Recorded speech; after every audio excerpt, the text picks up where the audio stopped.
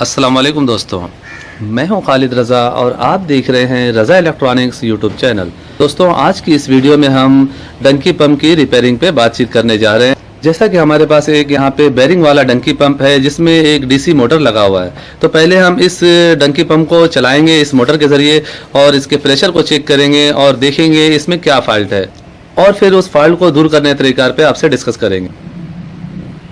दोस्तों, जैसा कि हमने इस मोटर को ऑन कर दिया है और जैसा कि आप देख सकते हैं ये छोटे से बैटरी पर ये मोटर चल रही है। और यहाँ पे अगर हम देखते हैं तो मैंने पहले भी कई वीडियो में बताया है कि पंप के प्रेशर को चेक करने का तरीका यही है कि पहले आप यहाँ पे पानी डालें और पानी डालने के बाद जब आप यहाँ पे हाथ लगाएंगे ये आपके जिल्द को अपनी तरफ खींचेगी। जैसा कि इसमें पानी डाला जा रहा है, क्योंकि अक्सर टैंकी खुश्क होने की वजह से भी पानी नहीं खींचती है, तो इस वजह से पहले हम पानी डालेंगे। जैसा कि यहाँ से पानी गिर रही है, इसके टैंकी में पानी पहुँच गया है। ये देखिए, मैं हाथ को यहाँ पे टच कर रहा हूँ तो ये मेरे हाथ के जिल्द को अपनी तरफ नहीं खींच रही है। इसका मतलब ये है दोस्तों कि इसके पंपिंग के सिस्टम में कोई ख़राबी है। तो अब हम इसके टैंकी को खोलेंगे और चेक करेंगे कि इसके अंदर क्या फॉल्ट है।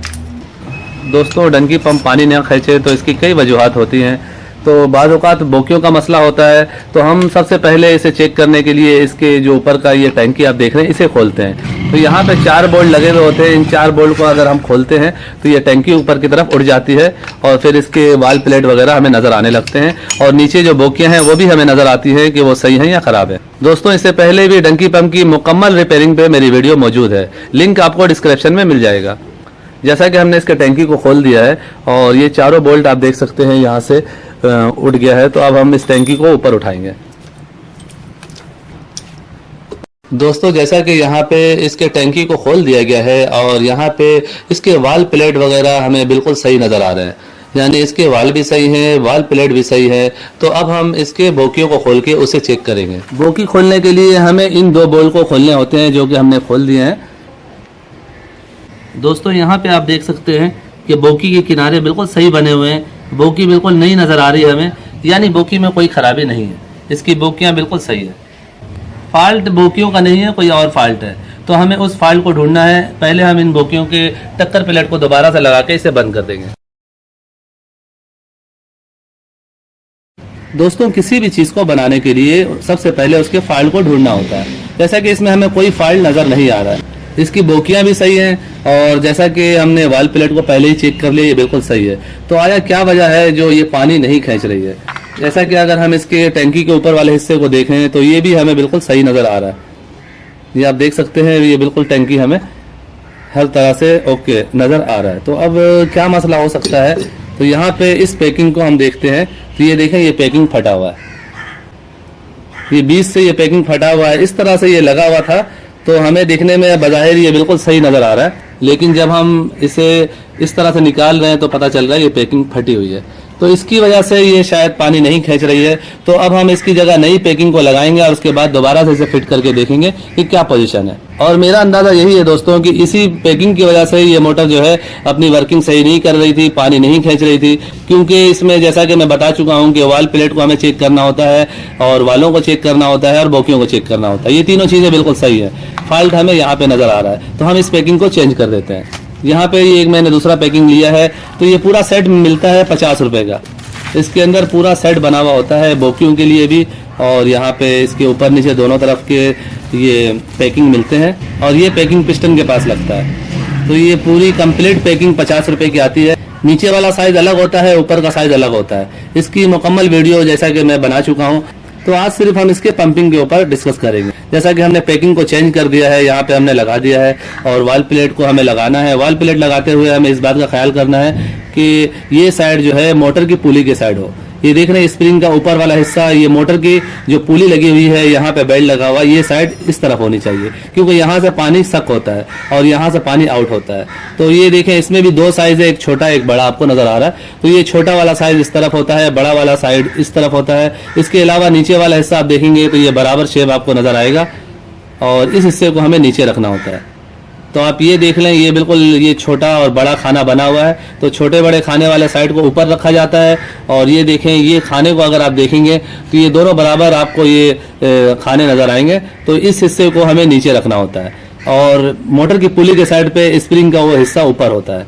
और इसका जो कैप होता है वो नीचे की तरफ होता है, और जहां से पंप आउट करता है उस साइड पे ये कैप वाला हिस्सा होता है। तो अगर हम इधर से इसे इस तरह से लगाते हैं तो पानी यहाँ से सक होगी, अगर हम इसे इस तरह से पलट देंगे तो पानी यहाँ से सक होना शुरू हो जाएगी। इसे लगाने से पहले हमें पैकिंग को सही तरह से देखना है कि अपनी जगह पे सही पोजीशन में बैठ जाए, और उसके बाद हमें इस तरह से इसे रख देना है। अक्सर लोग वॉल प्लेट को इस तरह से भी फिटिंग कर देते हैं और फिर उनका पानी नहीं खींचता। बाज लोग ये नीचे वाला हिस्सा को ऊपर कर देते हैं, जैसा कि अभी मैं कर रहा हूँ।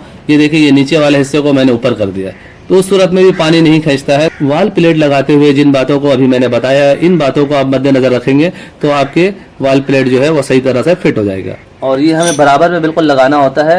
और उसके बाद हम ये देखें, टंकी लगा रहे हैं। टंकी में भी एक साइड बड़ा है और एक साइड छोटा है, तो छोटे वाले साइड को हमें जहाँ पे स्प्रिंग नजर आ रहा है इस साइड पे रखना होता है। अगर हम बड़े वाले साइड को इस तरफ रख देंगे तो भी मोटर पानी नहीं खींचेगी। तो इसका तरीक़ेकार बिल्कुल ही आसान है। ऐसे आप देखेंगे तो आपको साफ नजर आएगा कि एक साइड में ये छोटा खाना बना हुआ है, एक साइड में बड़ा खाना बना हुआ है। इसके अलावा टंकी के रखने का एक ये भी पहचान है कि आप देखेंगे इसका जो मोनोग्राम है वो आपको सीधा आपकी तरफ होगा, यानी आप जब सामने बैठते हैं तो ये मोनोग्राम आपको सामने की तरफ नजर आएगा।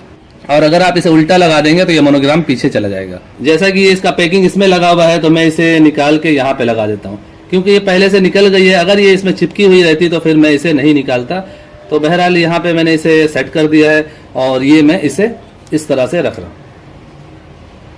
ये आपने बिल्कुल बराबर रखना है और रखने के बाद हिलाना नहीं है। अगर आपने ऐसे ऐसे हिला दिया तो ये प्लेट आगे पीछे हो जाएगा, फिर दोबारा से आपको खोलना पड़ेगा। प्लेट को बिल्कुल तवाज़न के साथ एक बराबर फिक्स एक जगह पर सेट करके और इस पैकिंग को भी एक जगह पर रखिए और आराम के साथ इसे रख देना है। अब हमें यहाँ पे 4 बोल्ट लगा देने हैं, उसके बाद इसे चेक करना है। ये बोल्ट लगाने के बाद हमें एक अंदाजे से इसे टाइट करना होता है। बहुत ज्यादा अगर आप ताकत का इस्तेमाल करेंगे उस सूरत में इसके ये कान जो है वो टूट जाते हैं और फिर ये मोटर बेकार हो जाती है। दोस्तों, मोटर की टंकी में 15 के नट बोल्ट लगे हुए हैं। तो अगर आप घर पे मोटर वगैरह रिपेयरिंग करते हैं तो आपके पास 14-15 की चाबी होनी चाहिए, 12-13 की चाबी होनी चाहिए जो कि यहाँ पे लगती है। इसी तरह से आपके पास 10-11 की भी चाबी होनी चाहिए और 19 का पाना होना चाहिए जो कि इसके गिलेन नट में लगता है। इसी तरह एक 15 का टी भी होना चाहिए जिसके जरिए हम बोकियों को खोलते हैं। दोस्तों, जैसा कि हमने इस मोटर की रिपेयरिंग कर दी है, इसका पैकिंग का मसला था वो हमने चेंज कर दिया है। ये पैकिंग फटी हुई थी, तो अब हम इसे चला के चेक करने जा रहे हैं कि आया हमारी रिपेयरिंग कामयाब हुई है या नहीं। जैसा कि यहाँ पे हमने इसे बैटरी से अटैच कर दिया है और अब हम इसमें 1 गिलास पानी डालेंगे। दोस्तों, जैसा कि हमने 1 गिलास पानी डाल दिया है। दोस्तों, पहले ये मोटर हमारी हथेली की जिल्द को अपनी तरफ नहीं खींच रही थी। अभी आप देख सकते हैं इसका प्रेशर सही हो गया है। तो मोटर के प्रेशर को चेक करने का ये आसान सा तरीक़ाकार है कि जब आप इसे हथेली इस तरह से लगाएंगे इस जगह पे, तो ये आपकी हथेली की जिल्द को अपनी तरफ अंदर खींचेगी। यहाँ भी देखें, जब हम इसे ज़ोर से बंद करेंगे तो ये एकदम प्रेशर से यहाँ से हवा खारिज होगा, जो कि अभी मैंने बंद किया हुआ। ये आप देख सकते हैं, हवा भरने की आपको आवाज़ सुनाई देगी। तो इसका मतलब ये है दोस्तों कि हमारा ये डंकी पंप रिपेयर हो चुका है।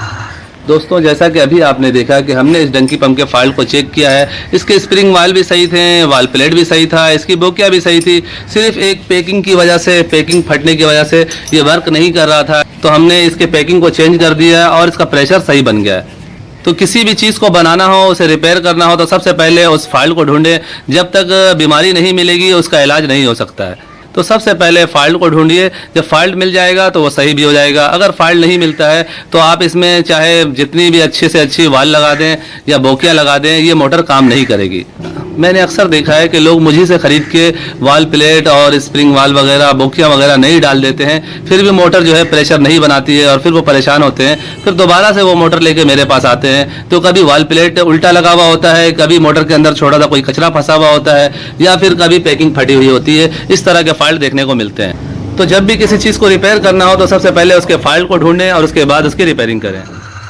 सो फाइनली दोस्तों, मेरी आज की ये वीडियो यहीं तक थी। वीडियो के बारे में कमेंट सेक्शन में अपनी कीमती राय ज़रूर दीजिएगा।